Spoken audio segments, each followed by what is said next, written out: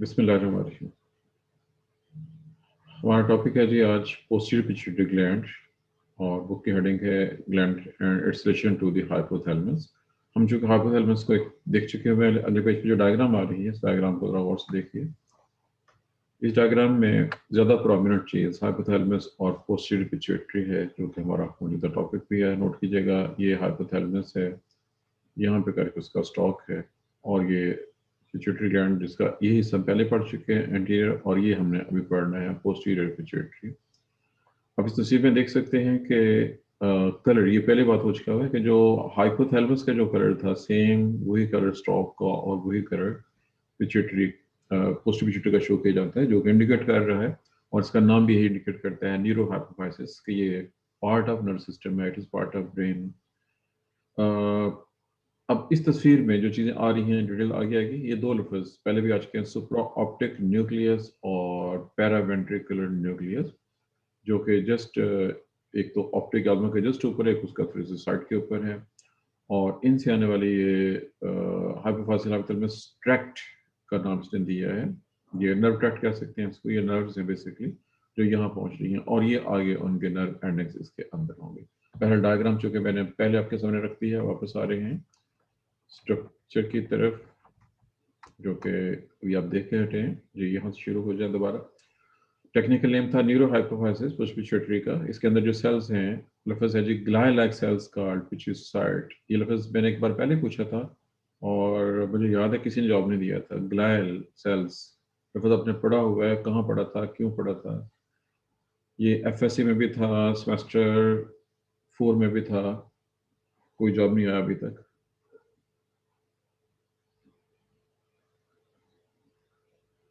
इसका तरफ सारी क्लास हो रही है, ऐसा ही है।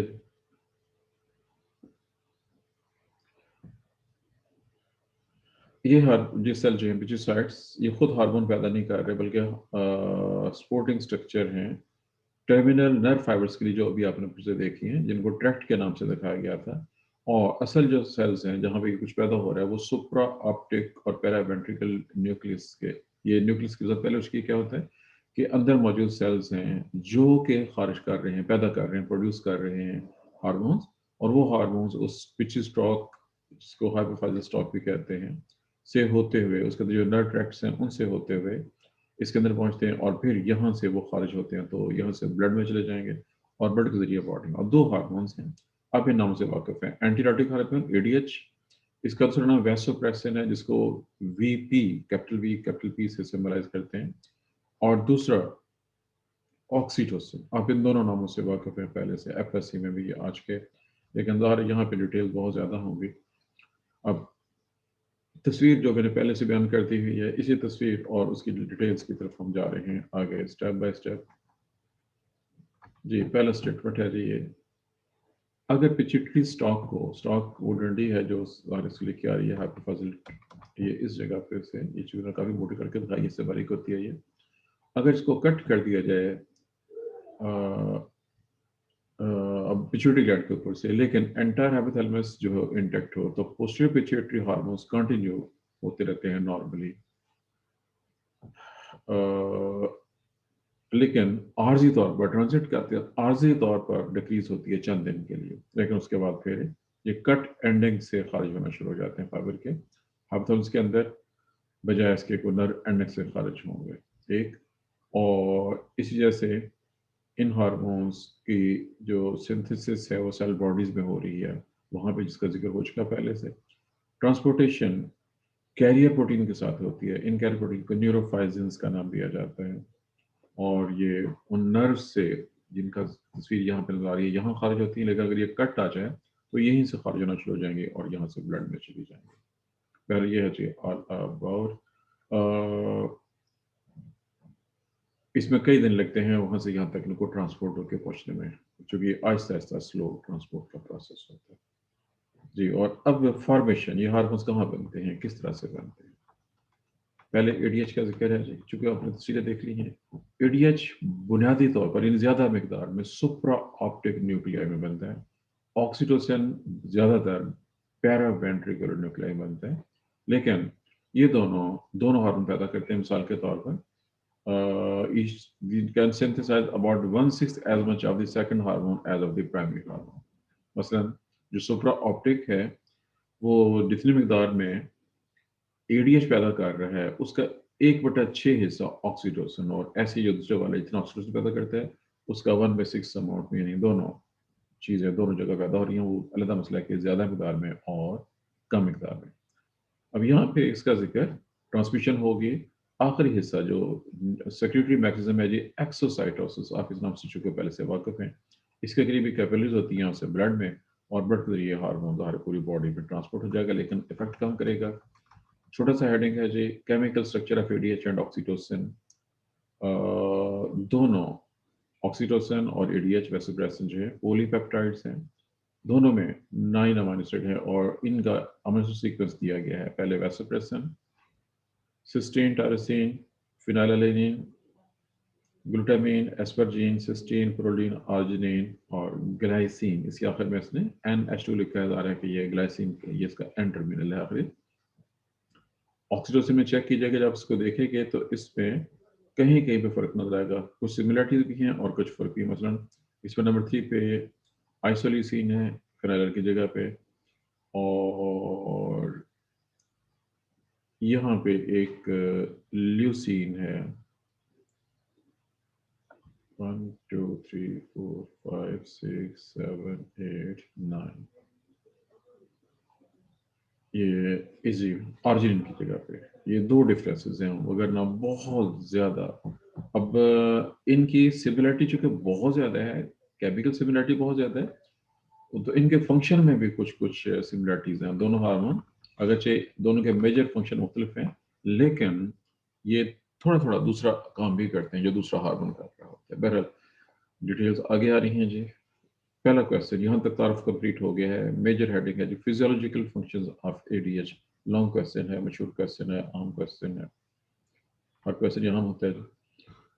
और ये अपने फंक्शन के लिहाज से कि हम बॉडी, जब हम कह रहे थे बॉडी फंक्शन के लिहाज से, आपके जहन में अहम का कंसेप्ट है पेपर के लिहाज से, और यहाँ पे बॉडी फंक्शन आप सिर्फ पेपर्स और नंबर ही नहीं बल्कि आपको फिजियोलॉजी भी आनी चाहिए।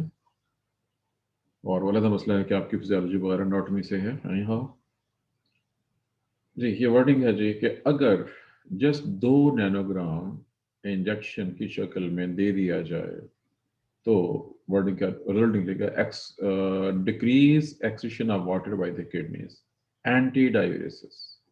अब इस हार्मोन का पूरा नाम एंटी डायरेटिक हार्मोन, एंटी उलट मुखालिफ अपोजिट रोकना, डायरेटिक मतलब है पेशाब बाबर, पेशाब लाने वाला, पेशाब खारिज करने वाला हार्मोन।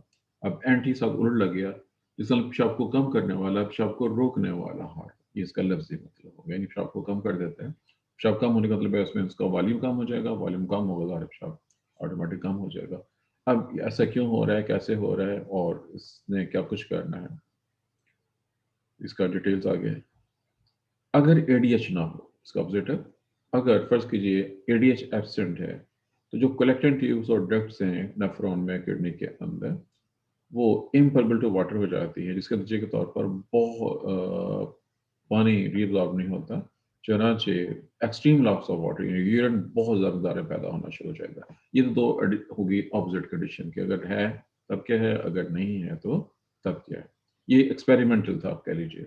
लेकिन अब हम आएंगे जी असल चीज़ की तरफ। इसमें ये चीज़ क्लियर होगी कि ये क्या कर रहे हैं। असल काम है पानी की एब्जॉर्प्शन को करना या बाहर को ना करना, नहीं हो तो नहीं हो सकेगी जी। ये काम कैसे होता है,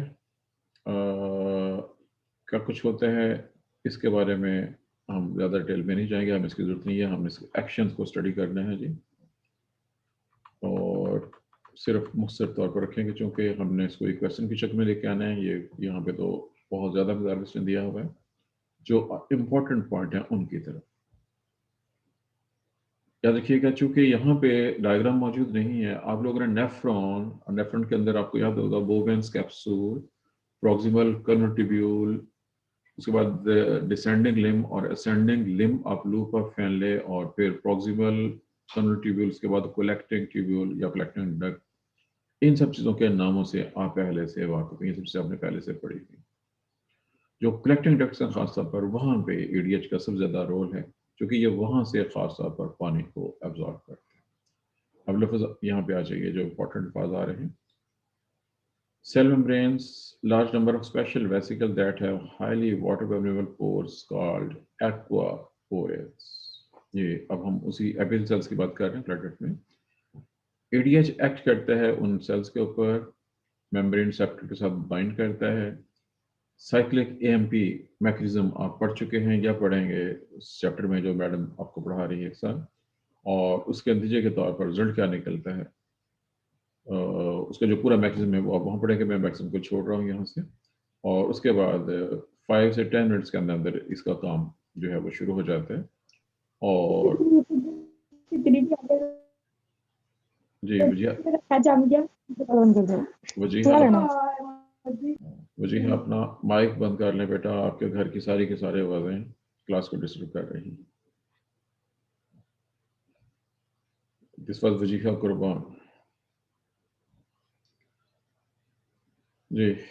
बहरहाल ये था जी उसका असली मैकेनिज्म दिया। Regulation of Aedes production, osmotic regulation. इसकी रेगुलेशन बहुत कॉम्प्लिकेटेड है जैसे कि अभी हम देखेंगे। हेडिंग है जी पहला ऑस्मोटिक रेगुलेशन। आपको याद होगा जब हमने शुरू किया था पढ़ना स्टार्ट, तो सबसे पहले आपको मैंने एक टेबल याद करवाया था। मैंने कहा था जी इस टेबल को रट्टा लगा लें।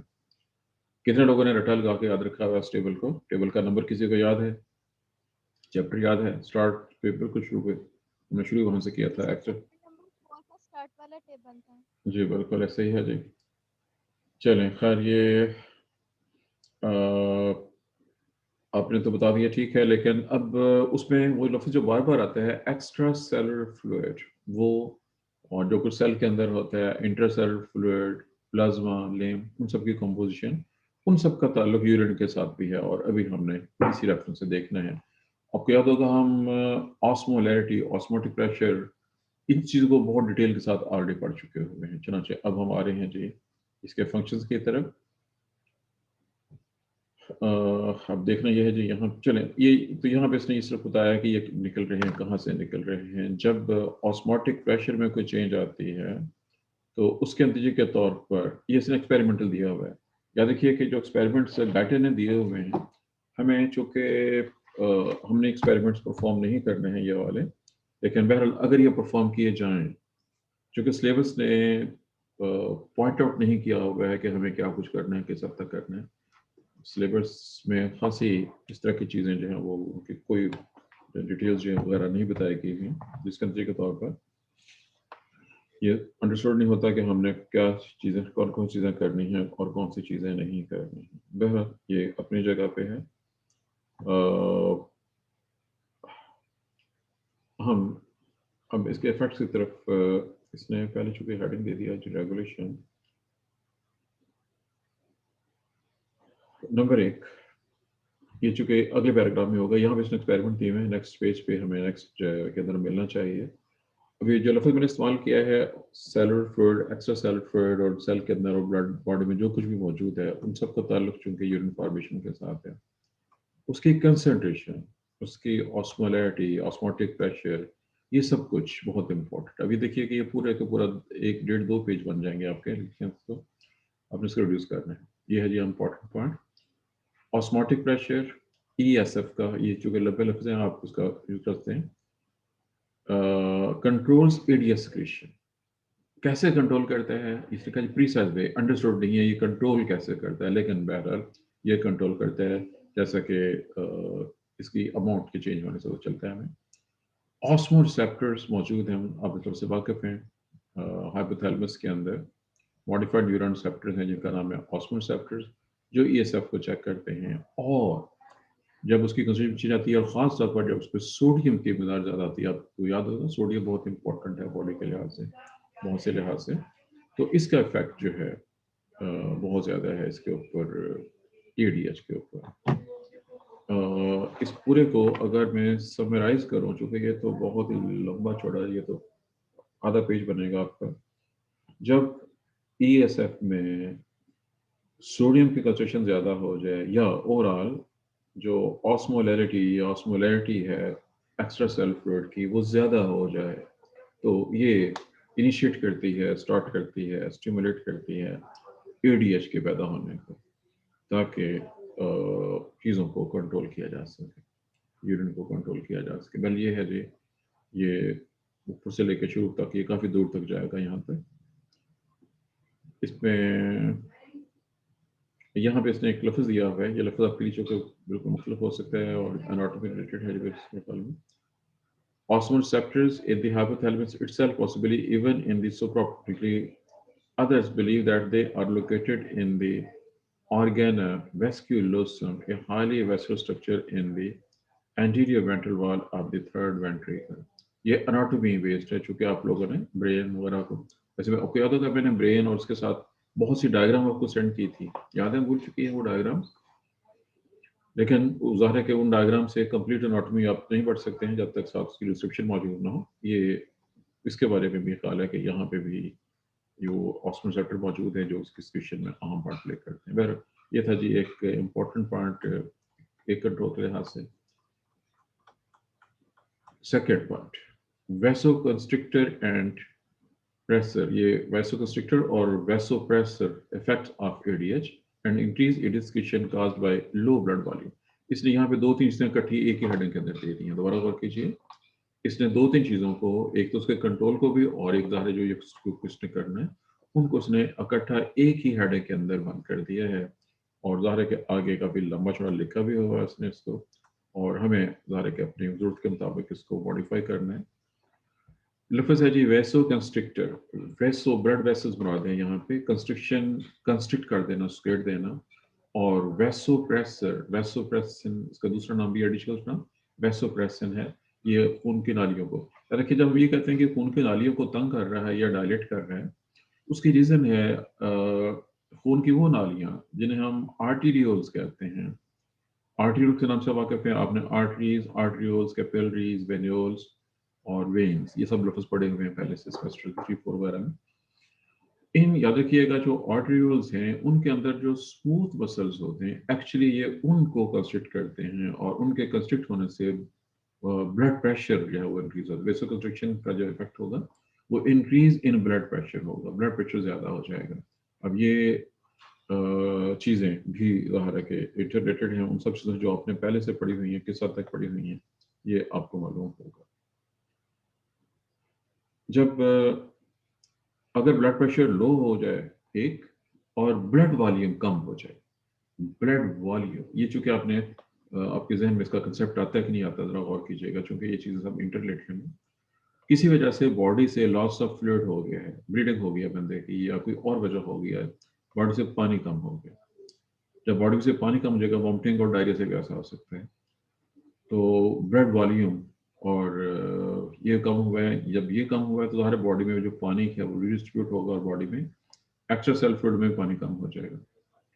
जब एक्स्ट्रा सेल फ्लूइड में पानी कम हो जाएगा तो उसका इफेक्ट भी वही होगा जो यहाँ पे हम देख चुके हैं, ये भी स्टिमुलेट करेगा एडीएच के निकलने को, ताकि बॉडी से यूरिन के जरिए ज़ाया होने वाले पानी को रोका जा सके, क्योंकि जो पानी बहुत कीमती हो जाएगा बॉडी के लिए। जब बॉडी के अंदर ब्लड का वॉल्यूम कम है, पानी कम हो चुका है, चीज़ों की कंसेंट्रेशन ज़्यादा हो चुकी है, लेकिन उस वक्त फौरी ज़रूरत यह है कि ब्लड वॉल्यूम को दोबारा इंक्रीज किया जाए, जिसके लिए यूरिन को रोकना बहुत ज़रूरी हो जाता है।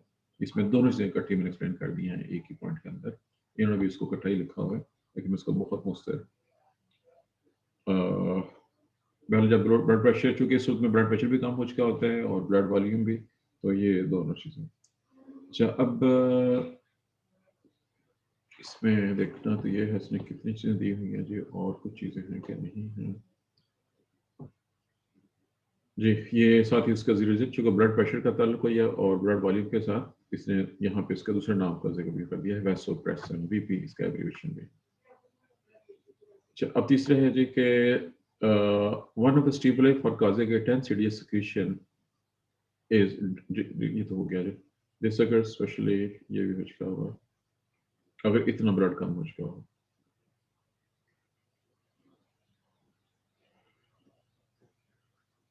जी, अब यहाँ पे इसने कुछ और, the atria have stretch receptors that are excited by overfilling. When excited, they send signal to the brain to inhibit ADH secretion. अगर ब्लड ज़्यादा हो और स्ट्रेच रिसेप्टर जो कि मौजूद है एट्रिया के अंदर, वो स्ट्रेच हो रहे हों तो वो पैगाम भेजते हैं ताकि एडीएच को कम किया जाए। ज़ाहिर बॉडी में ब्लड ज़्यादा हो चुका है, पानी वॉल्यूम ज़्यादा हो गया। उसका उलट जब ये रिसेप्टर्स अनएक्साइट होते हैं तो इसका मतलब है कि अंडर फिलिंग है, लिक्विड कम है, पानी कम है, तो ऑपोजिट होगा और एडीएच ज़्यादा करना शुरू जाएगा ताकि यूरिन में से पानी को ऑब्जॉर्व करके बॉडी में पानी की कमी को। यहाँ पे बायोरिसेप्टर का इस्तेमाल हो गया। बायोरिसेप्टर प्रेशर को चेक करने वाले और ये कैरोटिड्स ऑर्टिक और पल्मोनरी रीजन के अंदर भी मौजूद हैं और ये सब के सब इन्वॉल्व होते हैं इस पूरे के पूरे प्रोसेस में। अब इसने तो इसको यहाँ पे ला के छोड़ दिया है जी। इसमें कुछ और चीज़ें भी हैं जिसका जिक्र यहाँ पे तो नहीं है, लेकिन बुक में आगे पीछे कहीं ना कहीं तो मौजूद होगा।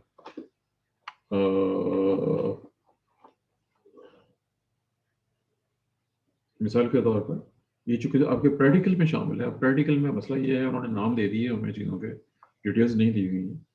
बहुत सी ऐसी मेडिसिन, मैंने मेडिसिन का इस्तेमाल किया, ड्रग्स कहना चाहिए, बहुत सी ऐसी ड्रग जिनके आप नाम से वाकिफ हैं। मैं नाम बोल रहा हूँ जी। सबसे मशहूर तो निकोटीन है। आई एम श्योर सब लोग निकोटीन के नाम से बहुत अच्छे से वाकिफ हैं। निकोटीन के अलावा मॉर्फिन, इसके अलावा बहुत सी ऐसी मेडिसिन जो ब्लड प्रेशर के मरीजों को दी जाती हैं। वो दवाइयाँ जो मरीज को बेहोश करने इस्तेमाल की जाती हैं। जी, आपको किसी ऐसे मेडिसिन का नाम आता हो जो ब्लड प्रेशर के मरीजों को देते हों, वो उनको सुला भी देती है और ब्लड प्रेशर भी कम कर देती है? किसी मेडिसिन का नाम, ऐसी मेडिसिन जो ब्लड प्रेशर को भी कम करे और साथ पेशेंट को नींद भी आ जाए?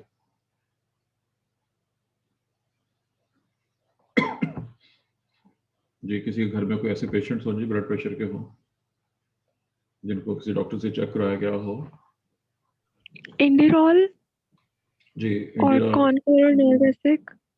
जी, आपने चूंकि 3 दवाइयों का नाम लिया है और मज़ीद नाम लें, थोड़े हैं? यही याद है अभी। चलें, काफ़ी हैं। चलें, पहले आप नाम बता दिए। या देखिए कि चूंकि ब्लड प्रेशर की मेडिसिन बहुत ज़्यादा है, डॉक्टर की अपनी मर्जी होती है वो कौन सी मेडिसिन दे रहा है, किस टाइप की मेडिसिन दे रहा है। एक सिंपल सी चीज़ मैं बता रहा हूँ। आजकल ये दवाई मार्केट में मिल रही मुझे इसलिए कि मेरा शुगर मेडिसिन से खासा करीबी ताल्लुक होता है। दवाई का नाम है ज़ैनेक्स, XENX पहले का ज़ैनेक्स। कुछ लोगों ने शायद ये नाम सुना होगा कभी, डिपेंड करता है जिनके घर में कोई पेशेंट मौजूद हो। कि किसी घर में कोई पेशेंट हो जी ऐसा, जिसको या तो ब्लड प्रेशर का प्रॉब्लम हो या जिसको नींद ना आती हो।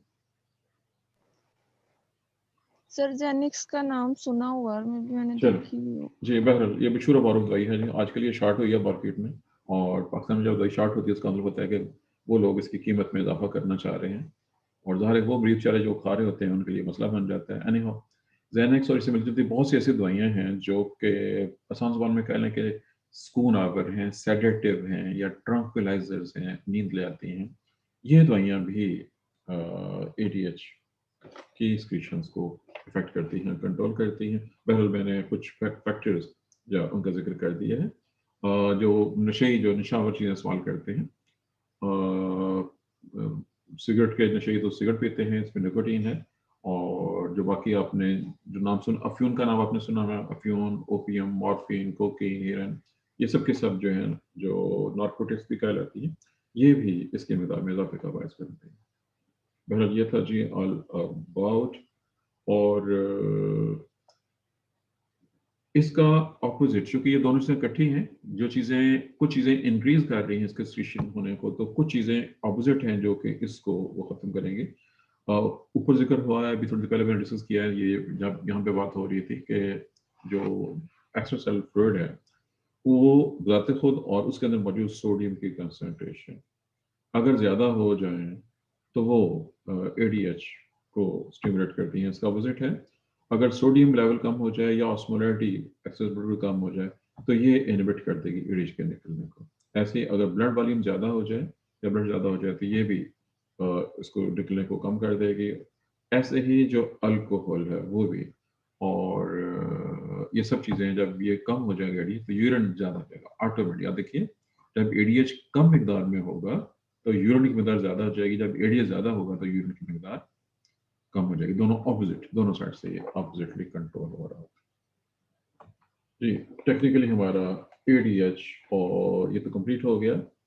इसमें कुछ अल्फाज हैं जो वजाहत तलब हैं, जो आपकी बुक ने एक्सप्लेन नहीं किए हुए। ये मुझे नहीं समझ आ रही कि इसको यहाँ पे देने चाहिए थे, इसने क्यों एक्सप्लेन नहीं किए हुए हैं। बहरहाल इसका ताल्लुक मेडिसिन के साथ है और बहुत इम्पोर्टेंट है ट्रीटमेंट इलाज के लिहाज से। मशहूर बीमारी है, आप बीमारी का नाम से वाकिफ़ हैं, बीमारी का नाम है जी शुगर। बहुत कॉमन है, बहुत से लोग आपको मिलेंगे पाकिस्तान में, तो इस वक्त लाखों के हिसाब से लोग ऐसे हैं जो शुगर के मरीज। अब याद रखें, जब कोई ये कहे जी मुझे शुगर है या कोई कहे जी आपको शुगर हो गई है, तो उसका जवाब, उसकी ये बात 100% दुरुस्त नहीं होती है। क्योंकि जस्ट अलामतों को देख के, फर्ज कीजिए एक बंदा कह रहा है जी मुझे पेशाब ज़्यादा आ रहा है, मुझे प्यास ज़्यादा लग रही है, मेरा जिस्म कमज़ोर हो गया, तो क्या ख्याल है, आप कह सकते हैं कि उसको शुगर हो गई है? आम रूटीन में यही कहा जाएगा कि जी इसको शुगर हो गई है। जी, कोई आंसर देना चाहेगा? कोई जवाब नहीं आ रहा। सुन लीजिए कि आम बंदा तो यही कहेगा, और इस तरह का कोई बंदा अगर कोई वहम का मरीज भी हो, साथ वो किसी गलत डॉक्टर हकीम, नीमत हकीम अताई के पास जा पहुंचे, तो वो उसको बहुत सारा लूट मार करते हैं। वो कहते हैं लो जी एक पारू फंस गया है, पैसे कमाओ जितने कमाए जाना है। अब होता क्या है कि क्या देखिए कि असली शुगर वाकई वाकई में बहुत ज़्यादा है, और उसकी वजह वो दुकानें हैं, जो मिठाई की दुकानें हैं। लोग मीठा जब खाते हैं तो उनको ये नहीं अंदाज़ा होता कि हम क्या खा रहे हैं। एक स्टेटमेंट किसी को याद रहा हो, बल्कि बहुत से स्टेटमेंट हैं। अगर मैं आपको बता दूं जी, मेडिकल पॉइंट ऑफ व्यू से ये चीज़ें जनरल नॉलेज के लिहाज से बहुत अहमियत की हामिल है। जो चीनी है, सफ़ेद चीनी, ये सफ़ेद चीनी नहीं है, ये सफ़ेद जहर है। जो व्हाइट चीनी आप लोग खाते हैं, ये चीनी नहीं है, ये सफ़ेद जहर है।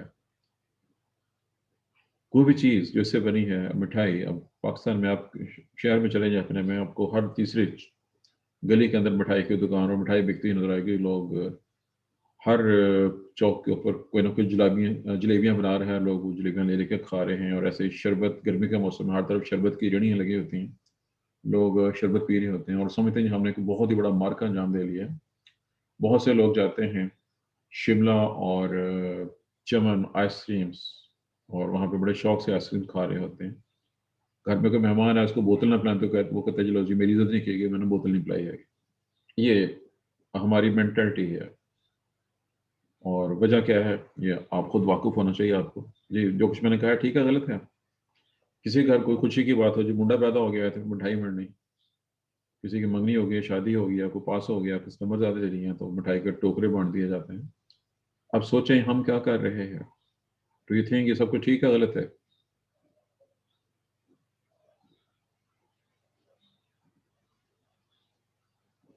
कोई जवाब नहीं आ रहा। दोनों चीज़ें चल रही हैं, कौम सो रही है और क्लास भी सो रही है। ऐसे ही है। तो गलत है। याद रखें ये सब कुछ जो कुछ मैंने बताया है, चीनी और मिठाई, मीठी चीज़ें, ये जब आप चीनी से बनी हुई कोई चीज़ खा रहे हैं जिसमें चीनी बहुत ज़्यादा हो, बॉटल्स जैसा ये कोक है और इस तरह की जो बॉटल्स हैं जितने भी हैं, जो जूसेस बार में मिलते हैं, डब्बा पैक जूसेस, और जब मिठाइयाँ आप खा रहे होते हैं बहुत शौक से और बांट रहे होते हैं, आप समझें कि आप जहर बांट रहे हैं, जहर खा रहे हैं। क्योंकि ये सबसे बड़ी काज है पाकिस्तान में, कम से कम पाकिस्तान की बात कर रहा हूँ। जितने ज़्यादा आप ये खाएंगे उतनी ही जल्दी आपको शुगर हो जाएगा, मोटापा भी हो जाएगा, और जब मोटापा हो जाए तो शुगर, ब्लड प्रेशर और बहुत कुछ साथ इसके हो ही जाएगा। ये है जिसकी रीज़न। बहरहाल बात चलते चलते वहाँ तक पहुँच गई है। ये ये सब चीज़ें जो मैंने ज़िक्र किया इसके लिहाज से, जो कि इंतहाई ख़तरनाक हैं। शुगर के मरीज़ बहुत ज़्यादा हैं, लेकिन कुछ ऐसे मरीज़ हैं कि अलामतें ऐसी होती हैं। शुगर के मरीज़ों को प्यास ज़्यादा लगती है, पेशाब ज़्यादा आता है, रात को उठ के पेशाब करना पड़ता है, और वो किसी के पास पहुँच जाएँ, किसी ऐसे बंदे के पास जो उनको लूट मार शुरू कर दे, तो वो इसी बहाने से बहुत सारे पैसे हथियाएगा और उनको मज़ीद ऐसी दवाइयाँ खिलाएगा जिससे बंदा मज़ीद मरीज़ हो जाएगा। अब ये लफ्ज़ चूँकि यहाँ पे इसने नहीं दिया हुआ है, आपने लफ्ज़ पढ़ा हुआ है डायबिटीज़ इंसिपिडस और डायबिटीज़ मेलिटस। असली शुगर वो शुगर है जिसमें यूरिन के अंदर शुगर आ रही हो। अगर यूरिन में शुगर आ रही है तो वो डायबिटीज़ मेलिटस है। वो शुगर है जिसमें ग्लूकोज़ ब्लड में ज़्यादा हुआ और फिर वो यूरिन में और यूरिन से बाहर जा रहा है। लेकिन जो ये वाली शुगर है, अगर एडीएच कम हो गया है, एंड्रोइड हार्मोन की मक़दार अगर कम हो गई है, तो यूरिन ज़्यादा आना शुरू हो जाएगा। यूरिन ज़्यादा आएगा, प्यास लगेगी, प्यास लगेगी, बंदा पानी ज़्यादा पिएगा और जिस्म कमज़ोर भी होता रहेगा उसका, और वो ऐसे ही महसूस होगा उसको कि उसे शुगर हो गया और आम बंदे भी समझेंगे। याद रखिए ये शुगर वो नहीं है, इसका नाम डायबिटीज इंसिपिडस है। This is called diabetes insipidus. ये एक अलग डिजीज है और इसका ट्रीटमेंट कुछ और है, इसकी एहतियातें कुछ और हैं, और जो दूसरी वाली थी, जो असली वाली शुगर है, उसकी एहतियातें, डायबिटीज मेलाइटिस, दो डिफरेंट चीज़ें हैं। और अब जो याद रखिएगा, ये जो डायबिटीज इंसिपिडस है, ये बहुत ही खास अहमियत की हामिल है। जैसे मैंने अभी कहा, इसकी भी आगे बहुत सी रीजन हो सकती हैं। इसमें यूरिन की मिकदार 4 से 6 लीटर पर डे तक हो सकती है। एवरेज 5 लीटर बनेगा ज़ाहिर है, जो कि बहुत ज़्यादा मिकदार है। और इतना यूरिन के लिए उसको बहुत ज़्यादा पानी भी पीना पड़ेगा। अगर कोई बंदा वैसे ज़्यादा पानी पीना शुरू कर देता है, भी उसका यूरिन ज़्यादा होना शुरू हो जाता है। और सर्दी के मौसम में अगर पानी ज़्यादा पी लें, अब इसकी बहुत सी रीजंस और बहुत सी काजेस हैं। और उसकी में कुछ वजह जेनेटिक हो सकते हैं, कुछ में हार्मोन्स की जो कंस्ट्रक्शन है बॉडी में नेचुरल जो होनी चाहिए वो उसमें इफेक्ट्स हैं, और कुछ अदर रीजन भी हो सकते हैं। बहरहाल ये चूँकि ट्रीटमेंट से रिलेटेड है, इसके अलावा जो ट्यूमर्स होती हैं उस रीजन में जहाँ पे ये हार्मोन्स पैदा होना है हाइपोथैलेमस में, तो उससे भी ऐसा हो सकता है। बहरहाल ये हैं जी वो चीज़ें, वो तमाम बहुत अहम पॉइंट जो इसके साथ रिलेटेड हैं। और ये चेक कर लीजिएगा कि इसने तो यहाँ पे नहीं दिए हुए हैं, क्या आपके पास जो बुक का एडिशन है उसने इन चीज़ों को डिस्कस किया हुआ है कि नहीं किया हुआ, ये देख लीजिएगा सिर्फ, चूँकि इसने तो इन चीज़ों को यहाँ पे इस ये एडिशन कौन सा एडिशन था जिसका याद नहीं था मुझे।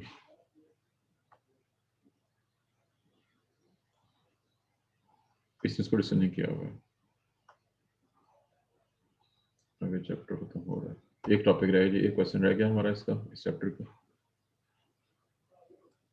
जी यहाँ तक कोई क्वेश्चन हो तो पूछ सकते हैं जी। टाइम वैसे हमारे पास 2 मिनट का टाइम बाकी है। जी सादिया, आपने माइक ऑन किया हुआ है, कुछ पूछना चाह रही हैं?